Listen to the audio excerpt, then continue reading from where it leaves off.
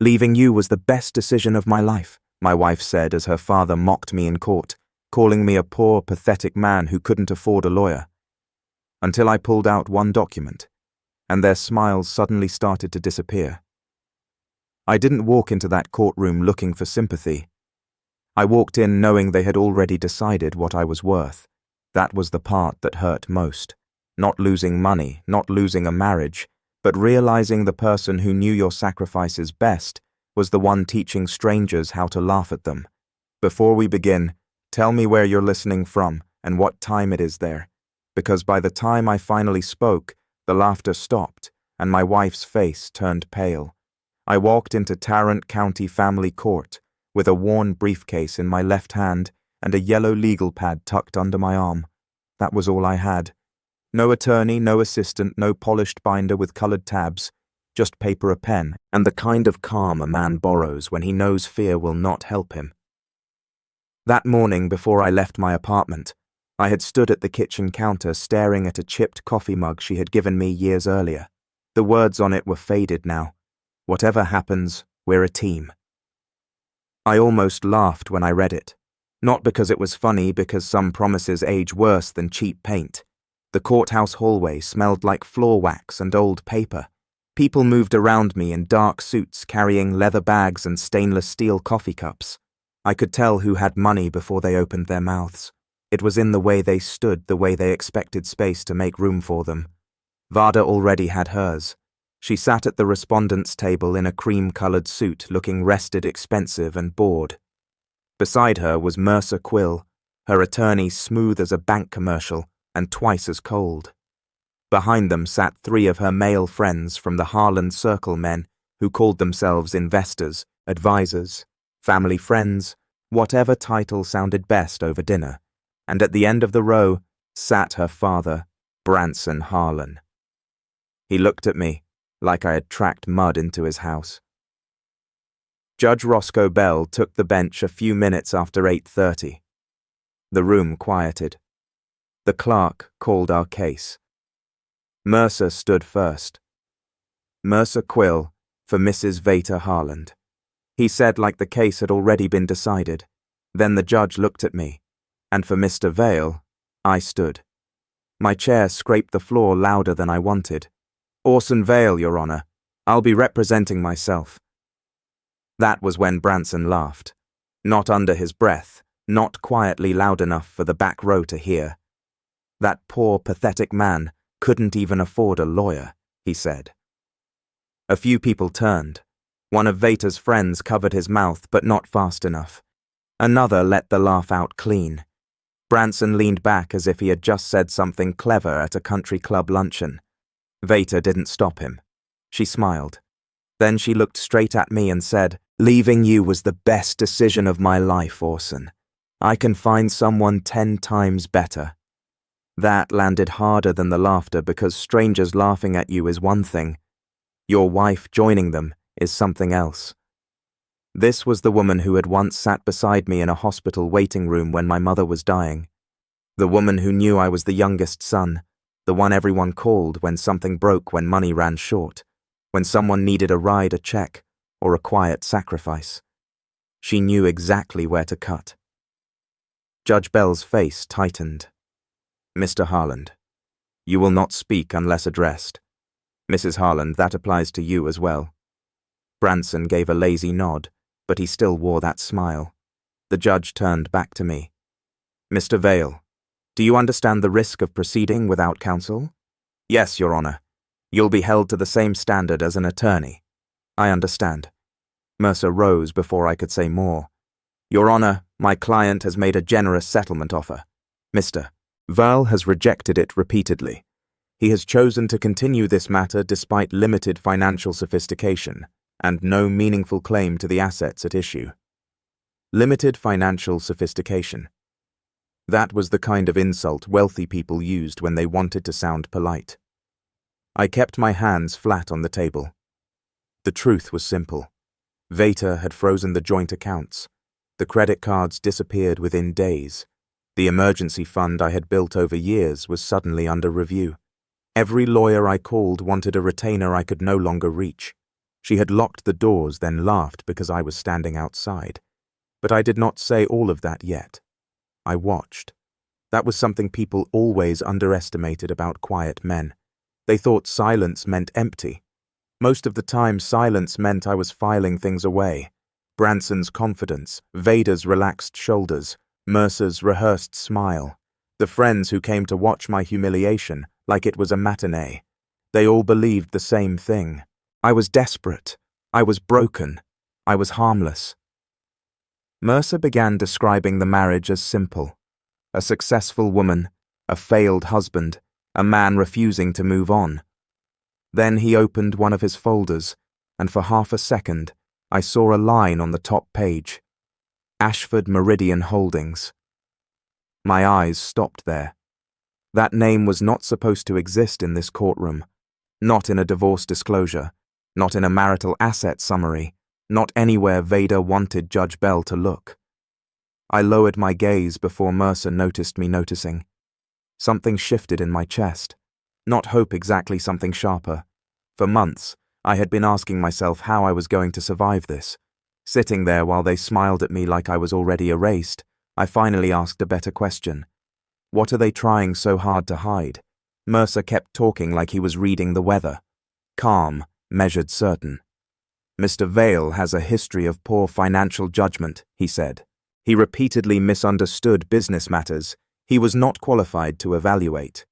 That sentence did something strange to me. It did not make me angry right away. It carried me backward. Back to the first apartment Vard and I rented near Fort Worth, above a little bakery that made cinnamon rolls before sunrise. The pipes knocked in the walls at night. Our couch had one broken leg propped up with 2 old books. We ate off mismatched plates and told ourselves it was temporary. Back then, she did not call me unsophisticated. She called me steady. When her car broke down, I fixed it. When she needed help setting up vendor routes for her father's company, I sat with her at the kitchen table until midnight. When she cried because Branson told her she was not ready to run anything important, I told her she was smarter than every man in that boardroom. I meant it. Maybe that was my first mistake, not loving her, believing love made us equal. I had been trained for that kind of thinking long before Varda. I was the youngest son in the Veal family. Tobin got help with college. Lenora got help after her divorce. When my father's medical bills came due, I picked up extra restoration jobs and said I was fine. Nobody called it taking advantage. They said Orson can handle it. That phrase followed me around like a second name. So when Vater's career grew and mine bent around it, I barely noticed the shape I was taking. I handled repairs at the house. I met delivery crews. I dealt with property inspectors. I kept track of small details no one wanted to touch. She became the face of Harlan's success. I became the man making sure the lights stayed on behind it. At first I was proud. Then meetings happened without me. Bank passwords changed. Documents moved into folders I could not access. If I asked, Vater would sigh and say, "Honey, don't make this harder than it needs to be. You're good with old buildings, not corporate finance." A small sentence said, softly repeated often enough, it becomes a wall. The day she asked for separation, she did not cry. She stood in our kitchen, near the same chipped coffee mug she had given me years before, and said, "This is the cleanest path forward. Not the kindest path, not the fairest, the cleanest." Within a week, my card stopped working. The joint account was restricted. The savings I thought we shared needed dual review. I learned that phrase from a bank manager who could not look me in the eye. The worst moment came at a pharmacy counter. I was picking up blood pressure medication for my father. The card declined. Then another. The woman behind me shifted her basket from one hand to the other. The cashier lowered her voice and asked if I had another way to pay. I put the prescription back. That evening I called Tobin and asked for help with a legal retainer. He was quiet for a few seconds. Then he said, "I can't get in the middle of this, Orson. You've always been the strong one." There it was again. Strong enough to need nothing. Useful enough to be called. Disposable enough to be left alone. Back in the courtroom, Mercer was still speaking. Vader sat with her hands folded, wearing that patient expression wealthy people use when they want cruelty to look like maturity. Branson looked bored, but I no longer saw their behavior as random. Too many pieces lined up. The frozen accounts, the insulting settlement, the hidden name on Mercer's document, Ashford Meridian Holdings. Someone expected me to run out of strength before I ran out of questions. I looked at Vader. Then she caught my eyes and gave me that same little smile, the one that had made me doubt myself for months. This time, it did not work. It made me wonder what else she thought I was too simple to find. The more Mercer talked, the clearer the shape of their story became. Vader was the successful wife. I was the bitter husband. She was trying to move on. I was trying to punish her. It was neat, clean, and easy for a courtroom to digest. That was the danger of a good lie. It did not need to explain everything. It only had to sound smoother than the truth. Mercer paced slowly in front of his table, one hand resting on a folder. Mrs. Harland built a substantial career, he said. Mr. Vale unfortunately has repeatedly confused access with ownership. Access with ownership. That phrase took me back to the night I first saw the name Ashford Meridian Holdings. It was about 8 months before Vader filed for divorce. We were still living in the house outside Fort Worth, though by then it felt less like a marriage and more like two people sharing square footage. Vader liked everything connected. Phones, tablets, laptops, calendars, tax files, travel receipts. She hated clutter, and she loved convenience. So we had a family backup system in the den closet, a little black network drive sitting beside the router, humming day and night like a small refrigerator. I never thought much about it. One evening I was looking for old property tax documents connected to my mother's land near the Brazos. Eliza had been gone almost a year, and I still had a cardboard box of her papers sitting under my workbench. I wanted to organize everything before the county deadline. I opened the shared folder expecting photos, insurance forms, maybe scanned receipts. Instead, I found a folder labeled AMH Review. At first, I thought it was one of Vader's work projects. I almost closed it. That was my habit. If something looked like trouble, step around it.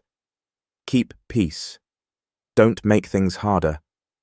But then I saw another file. Vale Land Preliminary Use. My hand stayed on the mouse.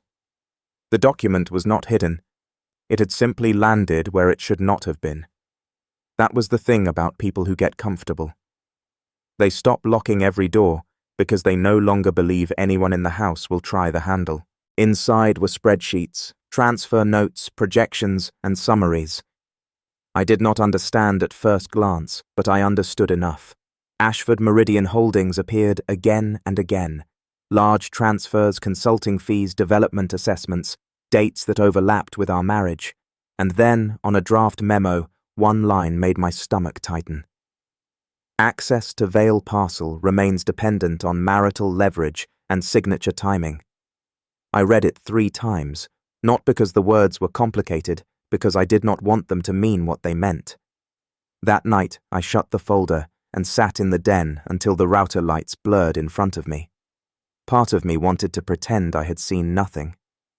A man can get used to being dismissed. He can even call it patience if he has been doing it long enough, but silence has a cost. I had spent most of my life paying it. A few nights later, I heard Vard in her office. The door was not fully closed. I was walking past with a basket of laundry when her voice stopped me. "No, not under that account," she said.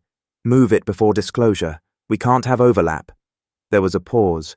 Then she added, "Orson won't check. He never does unless someone tells him to." I kept walking. I did not burst in. I did not accuse her. I folded towels in the laundry room with hands that moved slower than usual, and I listened to the machine thump through its cycle. That was the night I stopped thinking like a husband begging for fairness. I started thinking like a man who needed a record.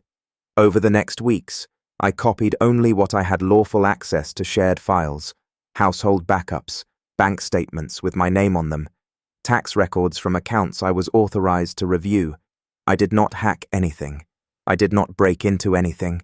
I simply stopped ignoring the doors they had left open. Back in the courtroom, Mercer was still building his neat little box around me. He wants this court to believe there is some hidden scheme, he said, giving a soft smile. But resentment is not evidence. Judge Bell turned toward me. Mr. Vale, you'll have your opportunity. I stood slowly. Veda watched me with the same calm face she wore when she told bank managers I was confused. Branson leaned back like the next few minutes would amuse him. I looked at Judge Bell. Your Honor, I said I'm not asking the court to accept resentment as evidence. I'm asking the court to look at an entity that does not appear in Mrs. Harlan's disclosures. Mercer's pens stopped moving. I opened my briefcase, took out one clean page, and placed it on the table. Not a stack, not a speech, one page. A transfer summary bearing the name Ashford Meridian Holdings. The room did not explode. Real life rarely works that way. It tightened. Veda's fingers pressed together. Branson's smile faded just enough for me to see the edge of fear underneath it. And in that small silence, I understood something I had been too tired to admit. My divorce was not the beginning of the story. It was the cover. I did not slide the paper across the table with drama. I simply lifted it, held it where Judge Bell could see it, and said, Your Honor, this is a transfer summary tied to Ashford Meridian Holdings. It references marital funds, but the entity does not appear anywhere in Mrs. Harlan's sworn disclosures. The room stayed quiet for a beat too long. That was the first change. Mercer was on his feet before the judge even reached for the page. Your Honor, we object to this entire line of discussion. Mr. Vale is drawing conclusions from documents he does not understand. Branson gave a short laugh, but it did not carry the same weight as before. Of course he doesn't understand it, he said. This is exactly why poor men shouldn't play lawyer. Judge Bell looked over his glasses. Mr. Harlan, I warned you once. Branson settled back, but his jaw moved like he was chewing on words he still wanted to throw at me. The Biff took the page from my hand and delivered it to the bench. Judge Bell read it slowly, not skimming. Reading. His thumb stopped near the second line, then moved down the page. Mercer watched him carefully, and for the first time that morning his confidence looked like something he had to hold in place. Veda did not move much. That was her gift. Stillness. She could sit in a burning room and make people think the smoke belonged to someone else, but I saw her right hand tighten around her pen. Judge Bell looked at me. Mr. Vale, where did this document come from? From a shared household backup system, Your Honor. It was connected to our marital home network. I had lawful access. The file was not password protected, and it included financial summaries linked to accounts I was authorized to review. Mercer turned slightly toward me. So now we are pretending a home backup drive makes him a forensic accountant. I kept my voice level. No, sir. I'm saying the document exists. That was all. I had learned something from restoring old buildings. If a beam is rotten, you do not need to shout at it. You expose it. Then you let the weight of the house do the rest. Judge Bell placed the document flat on the bench. Mr. Quill is Ashford Meridian Holdings listed in your client's disclosures. Mercer opened his folder, then another. His assistant leaned in and whispered something. He did not answer immediately. That silence was worth more than any speech I could have given. Finally he said, Your Honor, we would need time to determine whether the entity is relevant. Relevant, Judge Bell asked. Mercer adjusted his cuffs. It may be connected to business operations outside the marital estate. I turned toward the judge. The transfer date is 6 weeks before Mrs. Harlan filed for divorce. The source account is one we both used during the marriage. The amount is just under $2 million. A sound moved through the gallery. Not loud, more like air shifting. One of VA's male friends stopped leaning back in his chair. Callaway Drace. I knew him well enough to recognize his expensive casual act. He had laughed earlier like I was a man begging outside a restaurant. Now, he was looking at the paper, not at me, at the paper. Judge Bell's attention sharpened. Mr. Quill. Mercer's tone cooled. Again, Your Honor, Mr. Vale is cherry-picking material without context. I am asking a simple question, the judge said. Was this entity disclosed? Mercer paused. No, Your Honor, not in the initial packet. Initial packet. That was lawyer language for not yet caught. For the first time all morning, nobody laughed. I felt it in the room. The shift was not kindness. It was not support. It was caution. People who had decided I was harmless were now recalculating. Mercer saw it too, and he changed direction fast. Your Honor, we have serious concerns about how Mr. Vale obtained these files. His emotional state has been unstable throughout this process. We believe he may have accessed proprietary business materials without permission. There it was not the document, me. When people cannot bury the truth, they try to bury the person carrying it. Judge Bell looked at me.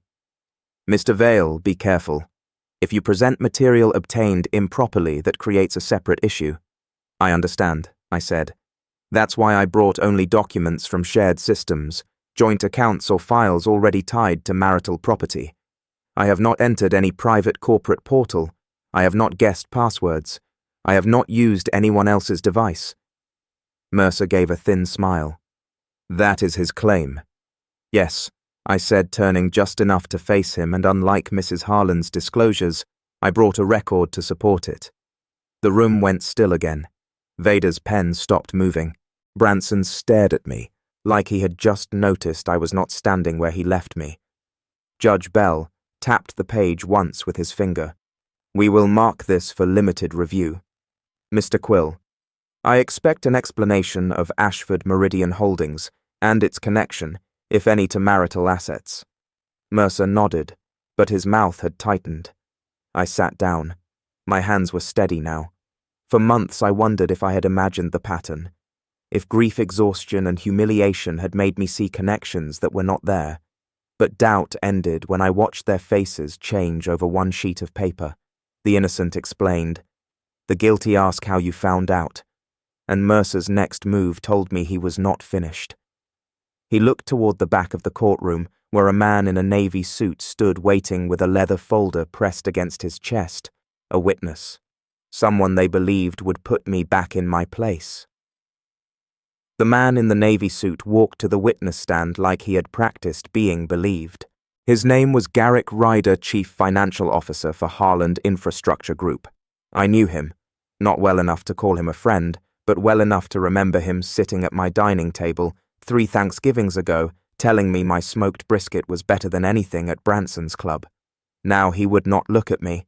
Mercer handled him gently the way a man displays fine china.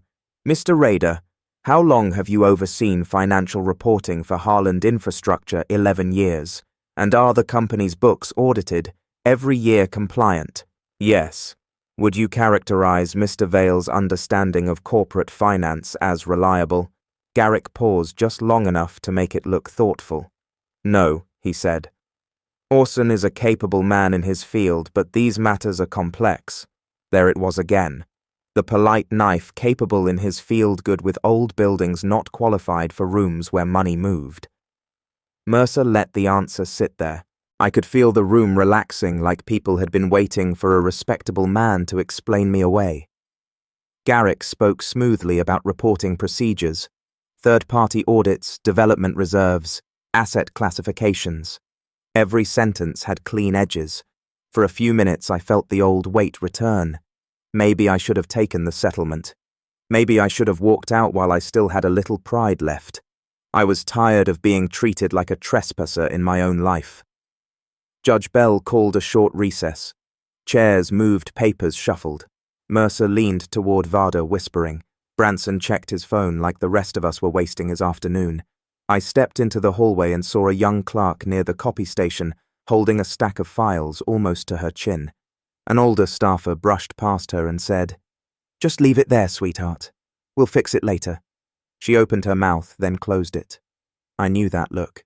That was the look of someone learning that being right does not matter if nobody wants to hear you. I stood there with my briefcase in my hand, and something settled in me. If I backed down now, I was not keeping peace. I was helping them teach the same lesson to someone else. When court resumed, Judge Bell looked at me. Mr. Vale, you may cross-examine. I stood and took my legal pad with me, though I barely looked at it. Mr. Rader, I said you and I have met before. Yes.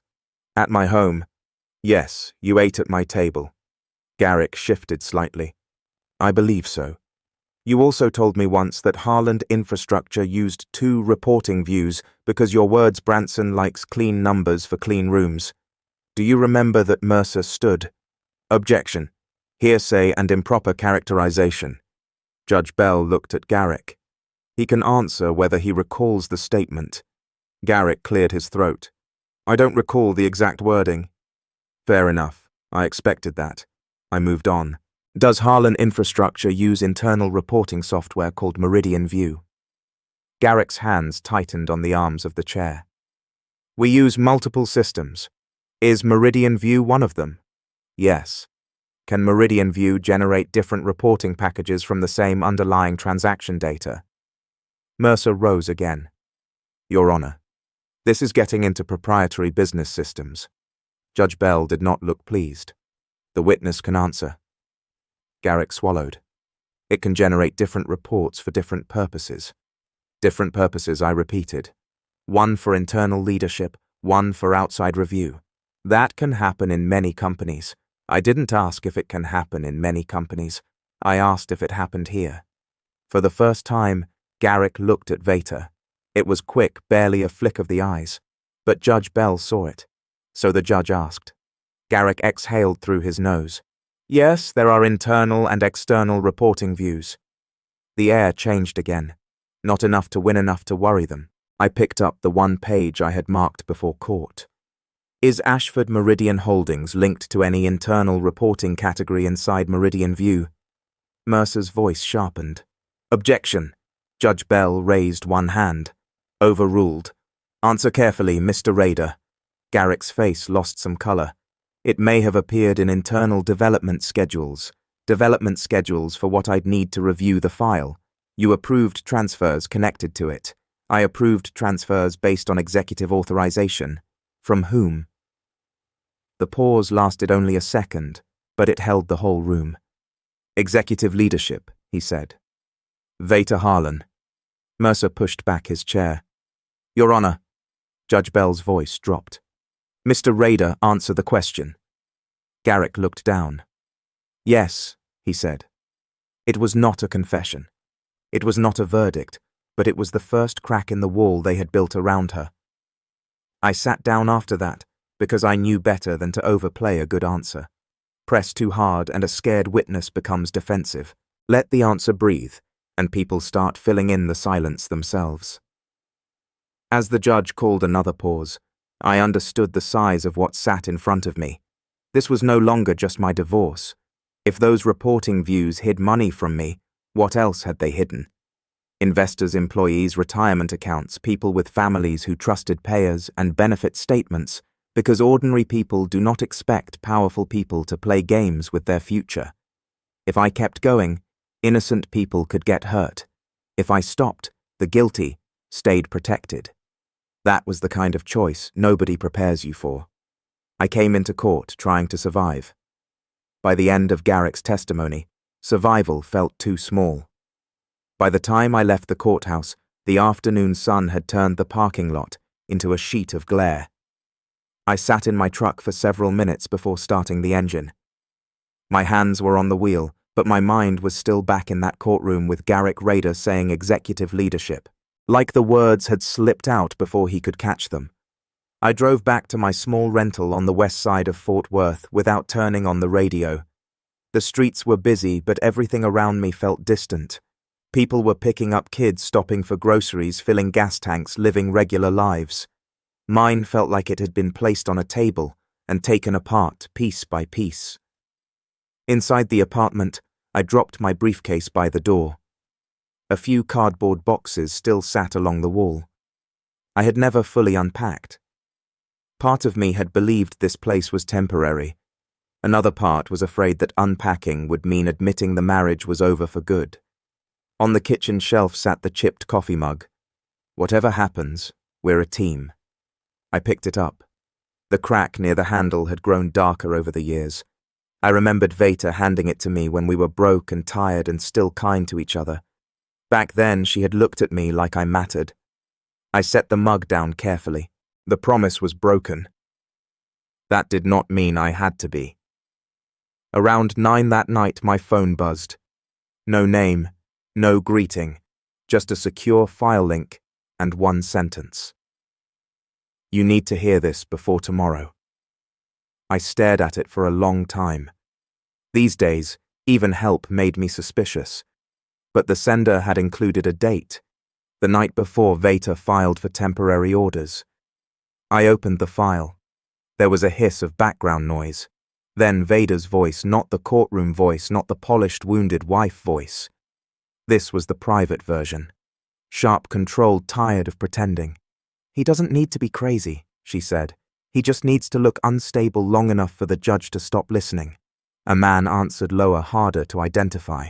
And the money keep him boxed in. Vada said, no lawyer, no leverage. He'll take the settlement once he realizes nobody is coming to save him. I stopped the recording. The apartment seemed too quiet after her voice disappeared. Then I played it again. This time I heard another line near the end. Orson's whole problem is that he still thinks being decent counts as a strategy. I sat down at the little kitchen table because my legs did not feel reliable. It is one thing to suspect someone has been planning around your weakness. It is another thing to hear them name it. For a few minutes, I thought about ending it. Not my life. The fight sign, whatever they wanted. Let them have the money, the story, the smug satisfaction. I was tired of waking up every morning and stepping into a room where people were paid to question my worth. Then I looked at the mug again. Not everything broken belongs in the trash. My mother used to say that when she repaired old quilts or chipped plates. I had always thought she meant objects. That night I understood she might have meant people too. The next morning I returned to court with the recording copied onto a clean drive and sealed in a small envelope. I did not tell anyone in the hallway. I did not look at Veta longer than necessary. She arrived in navy blue, calm as ever, with Branson beside her and Mercer already reviewing notes. Court opened with Mercer on the attack.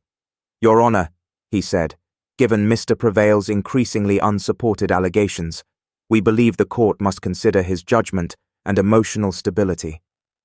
There it was, not the funds, not Ashford, Meridian, me. Mercer brought up my grief after my mother passed. He brought up counseling. He brought up the months when I could not sleep more than 2 hours without waking in a sweat. He even mentioned carefully and with fake regret the child Vader and I had lost early in our marriage. That one hit in a place I had not armored. Vader lowered her eyes at the perfect moment. Branson looked solemn for once, like he had rented compassion for the hearing. Mercer said, we are not attacking Mr. Vale. We are concerned that he may genuinely believe connections exist where they do not. I stood when Judge Bell looked my way. My grief is real, Your Honor, I said. So is the document already marked, and so is the recording I am asking the court to review. Mercer turned fast. Recording. Vader's head lifted. I handed the envelope to the Biff. It was received last night. I am not asking to play it publicly without foundation. I am asking that it be entered for review and preserved with chain of custody. Judge Bell studied me. Then the envelope. Mr. Quill. Mercer recovered, but not completely. We object. Unknown source. Potential manipulation. No foundation. Noted. Judge Bell said the court will preserve it pending review. Mr. Vale, you understand this does not guarantee admissibility. Yes, Your Honor. The Biff took the envelope. It was a small movement. A man crossing a courtroom with a piece of evidence in his hand, but Vader's face changed only slightly. Concern appeared first. Fear would come later. As I sat down, I understood something I had missed before. Numbers could be explained away. Paper could be buried under more paper, but a person's own voice had a way of walking through locked doors, and Vader's voice was now part of the record. The next morning, the courtroom felt less like a place for divorce, and more like a room waiting for a storm. Nobody joked in the hallway. Calloway Drace kept his eyes on his phone, though his thumb never moved. Branson stood near Vater with his arms crossed, but the old ease was gone. Mercer Quill looked polished as always, but there was a new tightness around his mouth. Evidence does that to people.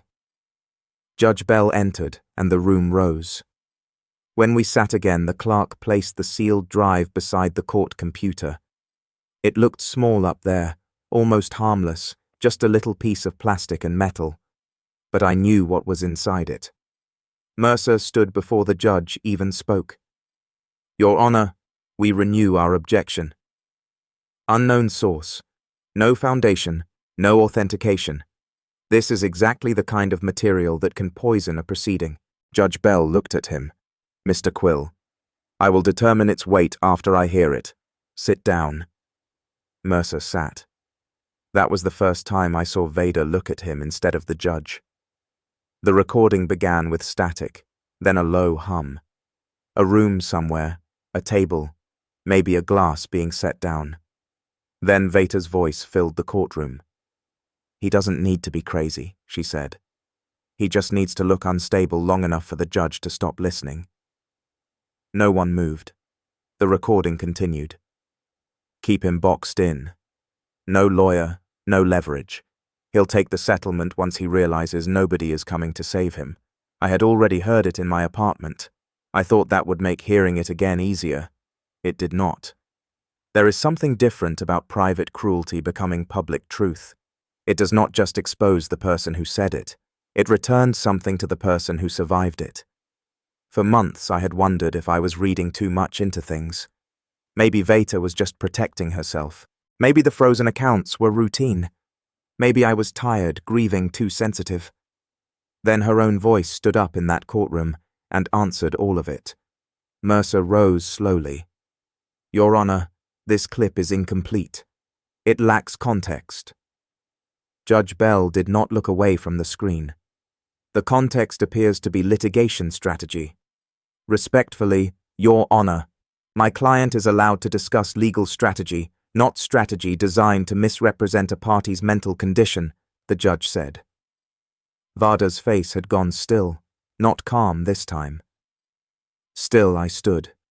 "Your Honor, I'd like to call Dr. Alpha Kimmies."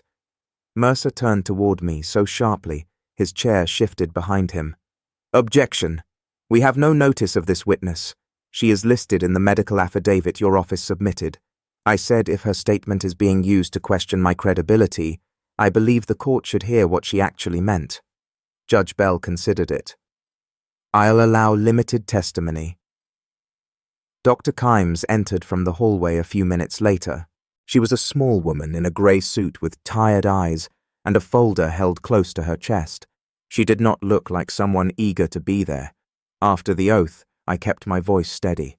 "Doctor, did you treat me after my mother died?" "Yes." "Did I struggle with grief?" "Yes." "Insomnia?" "Yes." "Depression?" "Yes." I paused. "Did you ever diagnose me as delusional?" "No." The word landed clean. Mercer stood. "Your Honor, the affidavit refers to emotional instability, not delusion." Dr. Kims looked at him, then at the judge. The language in that affidavit was stronger than my clinical note support. Judge Bell leaned forward. "Explain that." She drew a breath. "I was contacted by Mrs. Harlan's counsel for clarification. I was encouraged to use broader language about Mr. Vale's emotional state. I should have been more careful. He was grieving. He was exhausted. He was not detached from reality." Vader whispered something I could not hear. Branson's face darkened. I did not feel victory in that moment. I felt something quieter. Relief, maybe not the happy kind. The kind that comes when you finally put down a weight you carried so long, you forgot it was there. Dr. Kims continued. He questioned whether financial decisions were being hidden from him. At the time, I treated that as marital stress. Based on what I've heard today, those concerns may have had a factual basis. The courtroom changed again, not with sound, with attention. People were no longer watching me like a man making accusations. They were watching Vater like a woman whose version of events had started to come apart. Mercer tried to repair what he could. "Doctor, you are not a forensic accountant." "No," she said, but I know the difference between grief and paranoia. That was the sentence that did it for me. I looked down at my hands. They were steady. All my life, I had been the one who made things easier for everyone else. The youngest son, the reliable husband, the man who stepped aside so no one had to feel guilty taking his place. But sitting there hearing a doctor say what I had needed someone to say for months, I understood something plain and hard. I was not fighting to be liked. I was not fighting to be welcomed back. I was not even fighting to make Vader sorry. I was fighting so the truth would have a place to stand. Judge Bell ordered the recording preserved for further review and instructed Dr. Kims to remain available. Mercer sat down slower than before. Vader did not look at me. That told me more than any apology could have. Fear had finally entered the room, and by the afternoon session, fear would make them dangerous. By the time the afternoon session started, Mercer looked too calm. That worried me. A man who had just heard his client's voice played in court should not have looked that steady unless he believed he had another way out. Vader sat beside him with her hands folded, chin lifted, eyes dry. Branson was no longer laughing, but his confidence had returned in a harder form. Desperate people do not always look desperate. Sometimes they look prepared. Judge Bell took the bench, and Mercer stood with a fresh folder. Your Honor, before Mr. Vale continues this performance, we need to address evidence that goes directly to his motive and credibility. Performance. That word was chosen for me. Mercer handed documents to the Biff. Copies moved through the room. I received mine last. At first glance, it looked like an email chain between me and a former Harlan employee. The selected lines made it seem as if I had threatened to release damaging information unless Vader agreed to a larger settlement. My name was there. My email address was there. The wording sounded close enough to me that for a second, even I hated how bad it looked. Mercer turned toward the judge. This is not a man seeking truth. This is a man using stolen fragments to extort money from a company he never understood. Vader finally looked at me. Not with fear now, with satisfaction. The room shifted against me so fast I could feel it. Judge Bell studied the documents without expression. My original plan, the careful chain of records, the recording Garrick's slip, all of it suddenly stood under a dark cloud. Truth was not enough anymore. It had to survive the way they framed it. Judge Bell looked over. Mr. Vale. I could have defended my character. I could have said I would never write something like that. I could have told them I was raised better, that my mother would have been ashamed to see my name used that way. But that was exactly where Mercer wanted me. Feelings, motives, tone. So I looked at the email header instead. Your Honor, I said, I am not going to argue what kind of man I am. I'd like permission to address the metadata. Mercer's head turned. That was the first real mistake he made. Judge Bell paused. Go ahead. I pointed to the printed header. The email claims to be from my account at 9:42 p.m. on March 18th, but the routing data shows it was generated through a device on Harland Infrastructure's internal network. The originating IP is listed here. Mercer stepped forward. Your Honor, Mr. Vale is speculating. No, I said I'm reading. Judge Bell leaned in. Mr. Quill let him finish. I continued, keeping my voice even. The device label is HIXEC17. That appears on 3 other internal documents already produced by Mrs. Harlan's side. One of them is tied to executive legal review. Vader's face changed. Branson whispered, Don't answer that. Too late. Judge Bell looked at Mercer. Does Harlan Infrastructure use that device label? Mercer hesitated. Vader snapped. It's just a shared executive station. That doesn't prove anything. The room caught it. So did Judge Bell. He turned to her slowly. Mrs. Harland, you have just confirmed the device exists. Mercer closed his eyes for half a second. It was not much, but it was enough. I said nothing. I let her words sit there because sometimes the most useful thing a man can do is stop talking. Judge Bell ordered Mercer to produce server logs tied to the alleged email. Mercer objected. The judge overruled.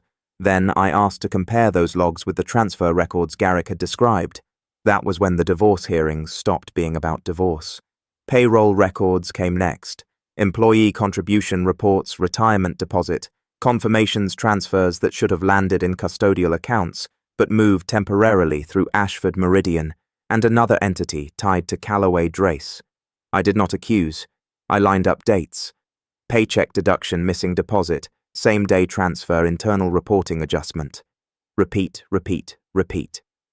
The courtroom turned quiet in a different way. This was not about a husband and wife anymore. This was about warehouse workers, drivers, clerks, mechanics, people who trusted that the money taken out of their checks went where it was supposed to go. Judge Bell's voice was low. Mr. Quill, is your client prepared to explain these discrepancies? Mercer did not answer quickly enough. Branson stood. This is business. He doesn't know what he's talking about. Judge Bell's hand came down on the bench. Not hard. Final. Sit down, Mr. Harlan. Branson sat. That was when I knew the room had fully turned. The hidden entities, the false email, the medical pressure, the missing disclosures, the retirement money. Alone, each piece might have been explained away. Together, they made a pattern too ugly to dress up. I made my request carefully. Your Honor, I am asking for asset preservation, independent oversight, and protection of company records pending further review. I am not asking the court to punish anyone today. I am asking the court to stop more damage from being done. Judge Bell nodded slowly. That request is noted. Emergency restrictions will be considered immediately. Vater stared at the table. Callaway Drace would not look up. Branson, the man who called me poor and pathetic in front of everyone, sat silent with both hands locked together. And I thought of the chipped mug back in my apartment. Whatever happens, we're a team. For years, I thought that promise belonged to my marriage. Now I understood it differently. The only team I still owed loyalty to was the truth, my mother's memory, and the man I had almost abandoned just to keep the peace. The trial began with laughter. By the end of that afternoon, nobody was laughing. The morning after Judge Bell ordered emergency restrictions, Fort Worth did not look any different. Traffic still moved along the freeway. Coffee shops opened. Men in work boots lined up for breakfast tacos before heading to job sites. The world had no idea that a whole empire had started shaking behind courthouse doors. But inside Harlem infrastructure, the ground was moving fast. By noon, board members were calling emergency meetings. Banks wanted clarification. Corporate counsel requested records. Payroll administrators started answering questions they had avoided for months. Nobody used the word panic, but everyone recognized it. That was the strange part about consequences. They did not arrive with thunder. They arrived as emails, audits, subpoenas, locked accounts, and people suddenly saying, I don't recall authorizing that. Vater did not get dragged away in some dramatic scene. Real life is quieter than that. Investigators began reviewing records. The retirement fund discrepancies were turned over for deeper examination. Ashford Meridian Holdings was frozen pending further review. Callaway Drace retained counsel within a week. Mercer Quill withdrew from representing Vater, citing a conflict. Branson Harlan, the man who had called me poor and pathetic in front of a courtroom, stopped giving statements through family friends and started giving them through attorneys. That told me enough. Vader lost the thing she loved most, control. Not just over money, over the story. For years she could decide which version of herself people saw. Brilliant, executive, devoted daughter, generous wife, who had outgrown a difficult marriage. But once the court record opened, the image cracked in places even money could not polish. The first time I walked into a board meeting after the ruling, I expected contempt. I got silence. There were 12 people around the conference table, most of them older than me, most of them wearing suits worth more than my truck. They looked at me like they were trying to decide whether I was still the man Branson had mocked or someone they now needed to respect. I did not raise my voice. "I'm not here to burn the company down," I said. "I'm here to make sure the people who worked for it don't pay for what executives tried to hide." That changed the room. Not all at once, not warmly, but enough. A receiver was appointed. Employee retirement deposits were reviewed and corrected where the records supported it. Several officers resigned. Some were asked to cooperate. Others were asked not to return until the investigation concluded. It was not revenge. It was procedure. And somehow procedure felt stronger. Weeks later, Maris Ketter called me. She had found older development files tied to the land near the Brazos. The plans went back further than I wanted to believe.